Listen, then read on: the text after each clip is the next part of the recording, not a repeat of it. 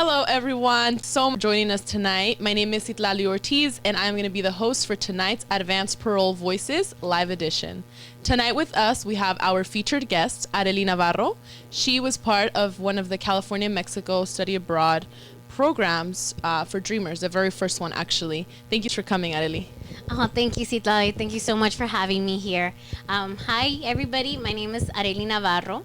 I was born in Michoacan, Mexico. I was brought to the United States when I was 2 years old. I graduated from Cal State Long Beach in 2016 with a bachelor's in psychology. Perfect. So thank you so much for coming, like I said. And we're just going to kind of speak a little bit about Advance Parole, your process for applying. And if you could just tell the audience a little bit about how you were part of this very first Dreamer Study Abroad program. So when was the first time that you applied for Advance Parole? So I had barely started my undergrad at Cal State Long Beach. I was part of an organization at Cal State Long Beach called FUEL, which is a group of students that are undocumented and allies. So we were doing a tribute for Marco Antonio Fireball for Dia de los Muertos. And I was participating and volunteering, and we were doing a bunch of speeches, and this man walks in. He goes to the in the front and starts talking about how he took last year a group of students, and two of these students were documented, and they all did advance parole because through DACA you were able to apply for advance parole through humanitarian, work-related, and educational purposes. Yeah. So that year he wanted to take a group of students that were documented and could apply, and we were gonna apply for advance parole. That's how I met Professor Armando Vazquez, because I was. And that was that man. That was that man. Perfect. So once you were in the program, you had submitted your application, you were ready to go.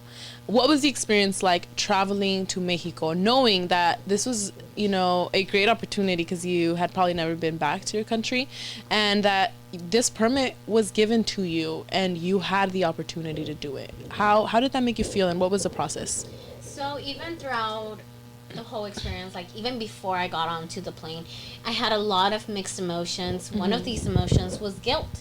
I felt really guilty about being able to travel back to Mexico, because it was an experience that I would have loved to share with my mom and my sister, and unfortunately that wasn't possible.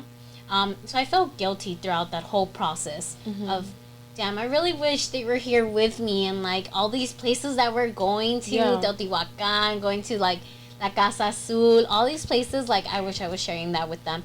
So I felt guilty. But I felt super excited because it was the first time that, because thanks to Advance Parole, I was able to meet my family, go to all these different places that I never thought that it was possible. And that it gave me that that light and that hope of, you know what, I'm meeting my family, I'm doing all these things that in my head I never thought it was possible.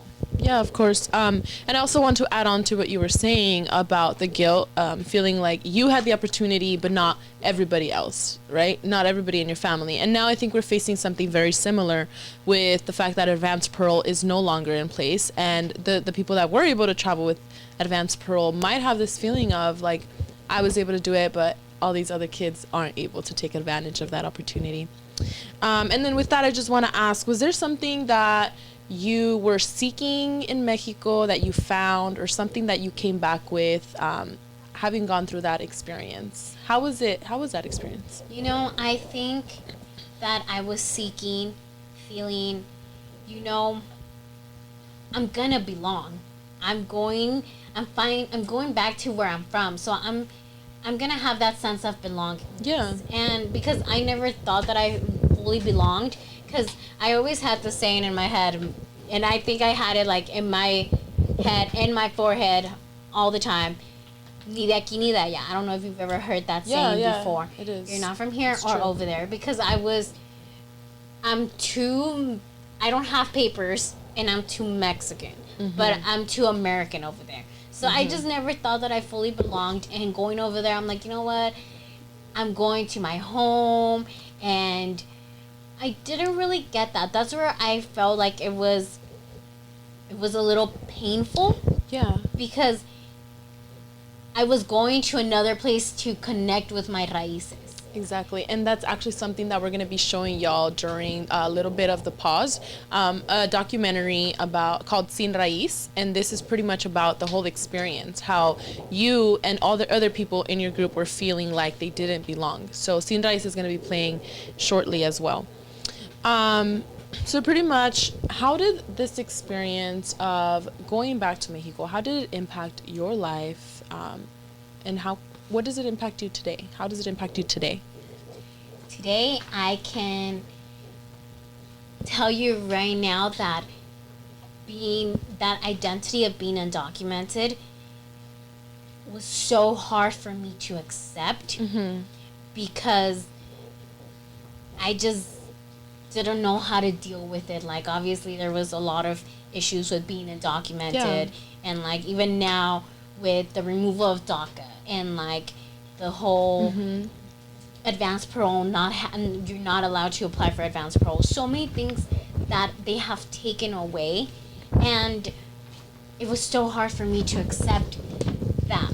And the saying of ni de aquí ni de allá, you know, I don't have to choose between Mexico or the United States. You know what? I love them both equally, and I found myself loving both places because Mexico was the place where I'm from, and that's where my raíces are. But I grew up here, and I love this place the same way as the other. And it is my natural right to be able to travel around and being able to fly, because I feel and that be free, and be free, exactly. And that's what I learned. I learned to accept and embrace my identity as an undocumented person, that instead of seeing it so much in a painful way, but seeing it more in a, you know what, it made me stronger. And that experience of going through with advanced parole and going back to Mexico just made me stronger. And it gave me that sense of, you know what, I can belong in two places. I don't have to choose. And I'm actually from de aquí y de allá. So I don't have to choose. That whole idea, mentality that I had before of ni de aquí ni de allá, it's broken because I don't believe in it anymore. I'm from both places and I love it. Yeah, and I know before we went on live, you did mention that you went through like a cultural shock. And can you just speak a little bit about that experience? Yeah, you know, it was a culture shock because even the language, I think that I speak pretty good Spanish, and then going over there, you kind of like, even the language is different, and you don't speak the same type of Spanish. They knew that I was not from Mexico. It's because of my accent. Yeah. So even that was a shock. The whole process of like the people, that was the culture shock. Even the money was different for us. Like the currency, working things out, figuring all of that stuff out. And Mexico tends to be really crazy. I'm like, can I cross the street? And like, no, be careful. And it was like learning right while you were there, which is so unusual because it's like that's the place you were born, but you don't really know that place, right? And this is something that advanced parole gave you, that opportunity to go back. So after your experience in Mexico for the first time, did you ever try to get another advanced parole permit? Did you ever apply again? Did you ever travel? No. After advanced parole, I never tried again to do it because it's not an easy process. Like especially for educational purposes, we had to get like a lot of paperwork, like expensive. And it's expensive. Yeah. It's approximately like around 500 something. Yes, it's almost $600 now. So it's expensive. And just gathering all the information, all the paperwork that you need. And honestly, when I was thinking about applying again, I was a little bit scared to do it on my own because, you know, I felt protected because we were doing it in a group of like 14 students that were all using advanced parole. Yeah. And me doing it by myself and like navigate it alone kind of like scared me a little bit. So I never tried it again. You can also be emotionally draining, right? Because you're kind of already processing why you have to go. And then on top of that, doing it by yourself can be a very difficult challenge. So today, in your daily life, is there a reason that you wish you could go back to Mexico? Is there something pending that you have to seek closure to? Yes, I wish that Advance Parole was still here because it left a lot of unfinished business in my heart in the sense of family. I think my uncle passed away a year ago, and you know, I lived with him here for 20 something years, all my life, and not being able to go to Mexico and be there in his burial and not being able to see where he's buried is something that makes me really sad, and I don't think that I've closed that chapter in my life because I really wish I could go back. There's also a lot of I have brothers that I have never met, trying to start and establish a relationship there on my dad's side, but you know, there's a lot of things that I would love to talk to them about, meet them, meet their family, you know, and it's not possible right now because I don't have advance parole, and I can't go over there and meet my family. And throughout with you just continue seeing family, you know, pass away little by little, and there's nothing really that you can do because it's not you just bottle everything in, and you kind of have to just like, well, I'm there through spirit, but unfortunately I'm not there present.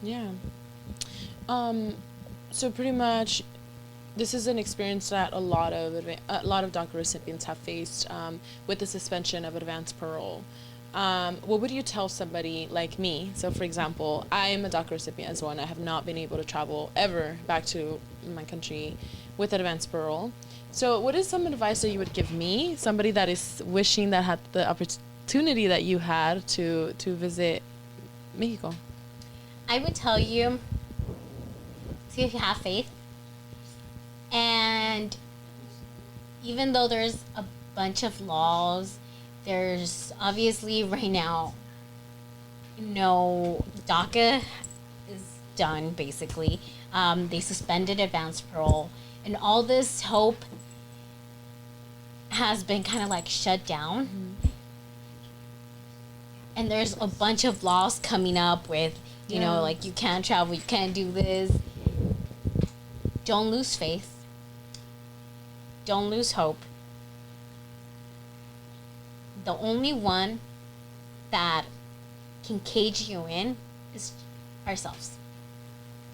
Because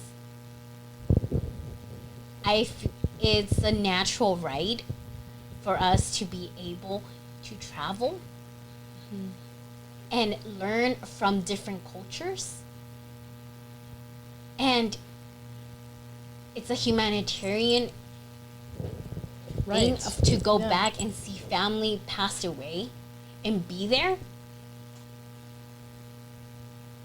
And everything has been denied, but we cannot lose hope, and we cannot ourselves cage ourselves, because we are meant to be free. And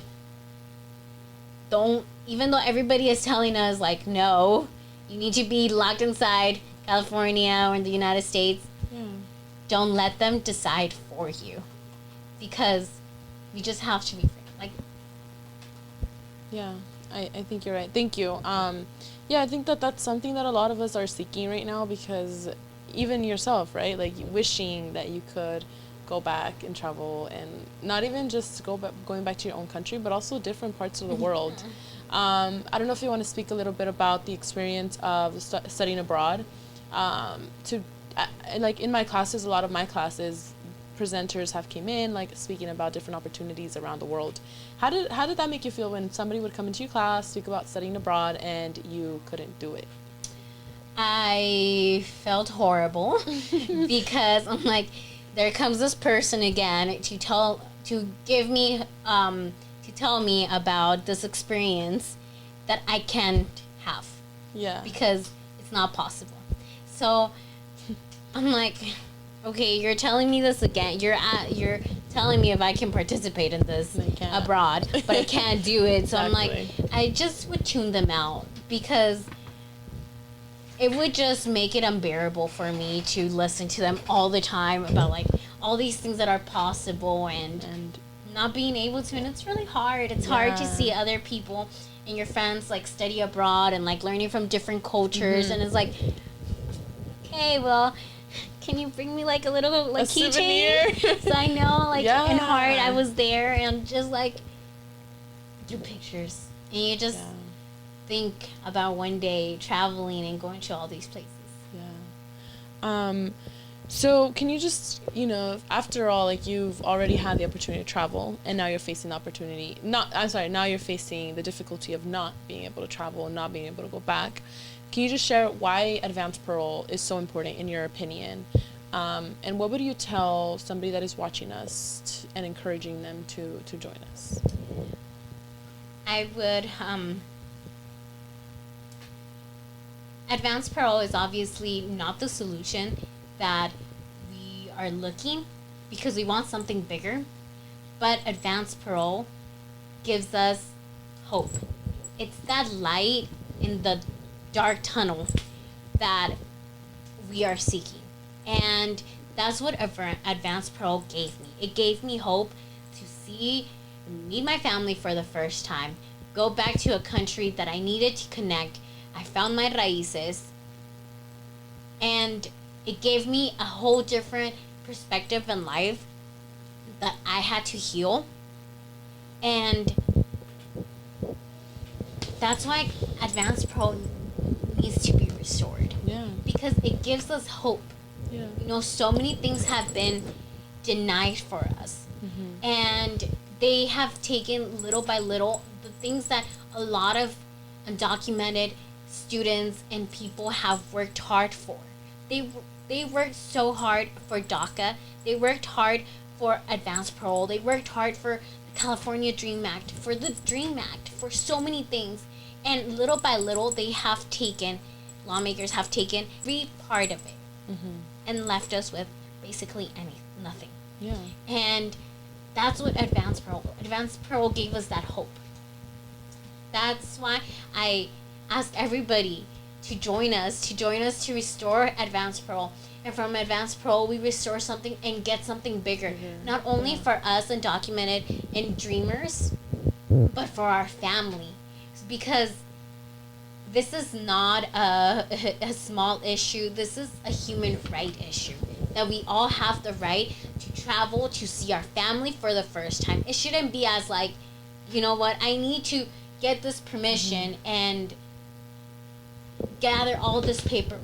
And wait for someone to grant it to us, right? It's not really just, it shouldn't be up to them. It's pretty much, yeah. And we do also want to mention that there will be a Q&A session. So if you do have any questions, please drop them or leave them there. And we're going to be answering your questions. But yeah, so just go ahead and drop any questions if you do have some. The donation link is going to be in the comment section. So if you guys want to donate to our campaign as well, please do so. And yeah, so we're just going to wait for some questions. Yeah, of course. So we're also going to be doing our campaign to restore advance parole will continue this November. This year so far, we've been to Washington, D.C. to advocate for advance parole twice already, and November is going to be our third time. We're going to be taking Dreamers to advocate for advance parole, like I said, meeting with legislators, and we do need your support to be able to advocate for this. We do need donations. We need as many people to join our campaign as possible, And like I said, our donation link is going to be in the comment section. So please, if you can, donate to this cause. There are many other DACA recipients and documented students like Areli, like myself, that have need to travel back. Some of y'all have already experienced that, but there's many people that really have to seek that closure or have urgent needs to visit family members that are dying abroad, that are ill. And we just want to invite you and encourage you to be part of the campaign. Anything helps. Do we have any questions? Not so far, but we can show a little bit of the video. Okay. For Areli to remember. Yay. Our trip to Yeah, so that's the Sin Raiz documentary. Professor Armando Vazquez, he came and he was talking about that last year he took 2 undocumented students to Mexico. I was like, what? Like, Mexico, like, to go back? I was like, that's something that would interest me. I was like, oh, but who knows? I've never gone out somewhere and traveled before because it's always that fear of deportation. If I go to Arizona, they're gonna deport me. If I go to Washington, they're gonna deport me. Since I haven't been back in Mexico since for like 12 years or so now, it's gonna be a great opportunity. I'll be with family members, be able to like live like my childhood again without growing, I don't know, I can even express, how excited I am for this trip. It's a good opportunity, I guess. I found out that I was documented when I was brought here. So I was brought here when I was 2 years old. I always knew who I was, where I came from.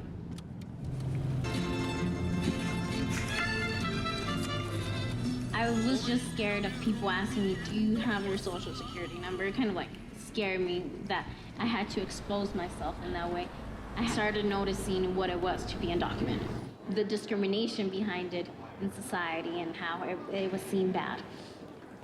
It kind of stick with me all the time. This fear that in any moment you might get deported or they might take you away from your mom or from your sister or from any family member. I think that was the biggest fear. That's what I told you. Got kicked out of the Senate of Mexico, of our own country. I feel like a foreigner everywhere. Like, hasta siento que me miran and they know that I'm not from here. Like, even I say words and they're like, oh, that's not how you say it. Así no es como se habla. La manera que tratan siendo mexicanos, para mí fue como un insulto. Que prefiero 1000 veces estar en Estados Unidos. Because technically, although I have no documentation that shows evidence that I was born there, me siento de allá. Ask me about Martin Luther King. Who was the first president of the United States? I'll answer it. I'll answer it the same way that a person is born here can answer it. If we take the U.S. citizen exam, we pass it in un 2x3. Because we know it. You learn to respect a flag that in the view of many people, doesn't even belong to you. Because you're not born here. It's just that, it just frustrates me all the time.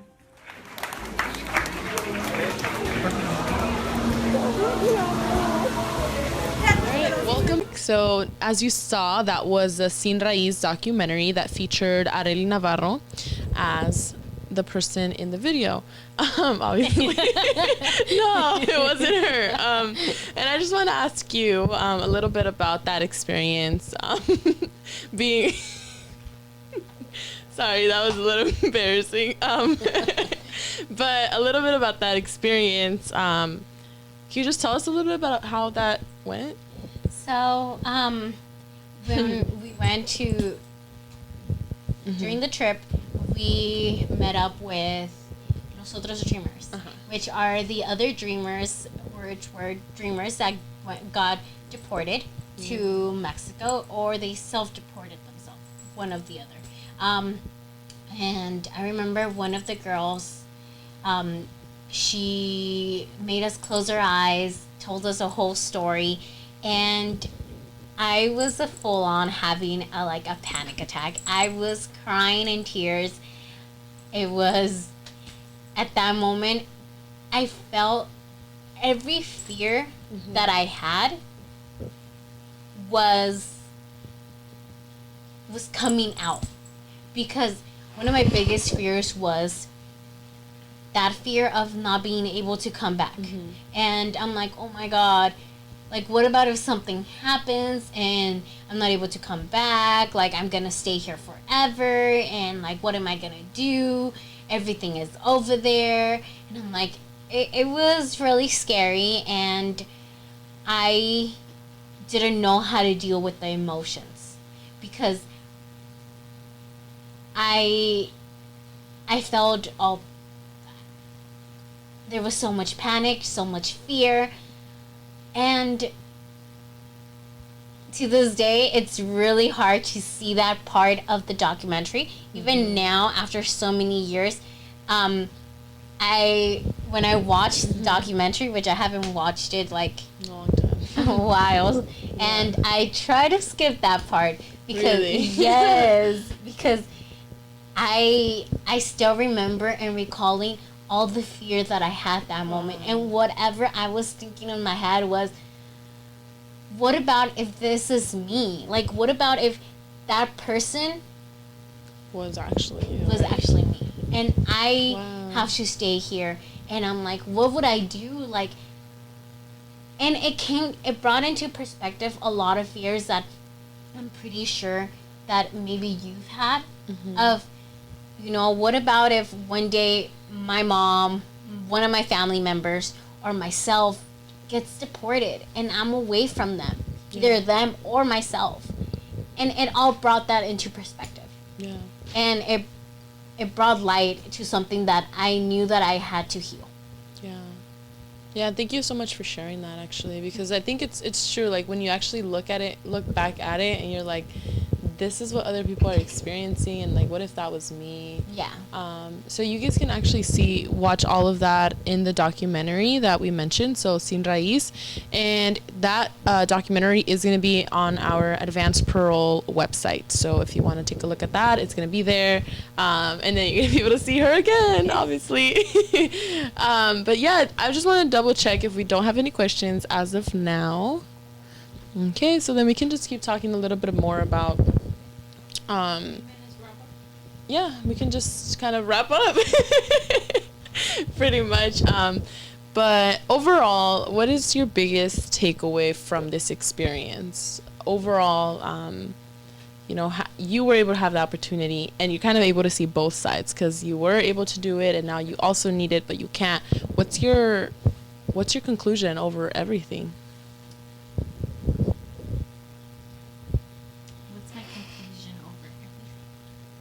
It's a toughie. It's a toughie. It's a toughie because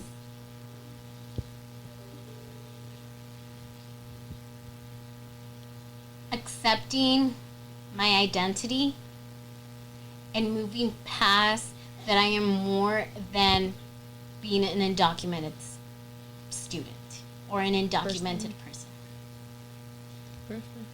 And there is more to Areli than that. Yeah. And there is more than that suffering that I went through coming over here, and like, you know, the struggle. There's more, because with Advance Parole, it gave me hope. It helped me connect with my family. It helped me connect with my raíces. Because before I felt like a tree without nothing. And I found myself. And that's something that I take from this whole experience. I can look back and I'm like, that whole experience was amazing. Obviously, I went through a lot of things, a lot of emotional things that at that moment I'm like, oh, it's really hard to deal with this. But it was all necessary for my learning. Yeah. Yeah. All right. So thank you so much for being part of this series. We appreciate you being here. And lastly, I just want to one more time invite you to donate to our campaign and just be part of this whole movement. Like I mentioned, we're going to be in Washington, D.C. this November. So if you want to tune in, see what we're doing, what we're up to, please check out our website and check out all of our social media as well. Follow us on Instagram, Twitter, and Facebook. We'll leave all of those on our comment section. Lastly, I just want to give a shout out to the Voz Foundation. Thank you to Carlos for helping us with all of this as well. And with that, we're going to be closing our live edition. Thank you. Thank you.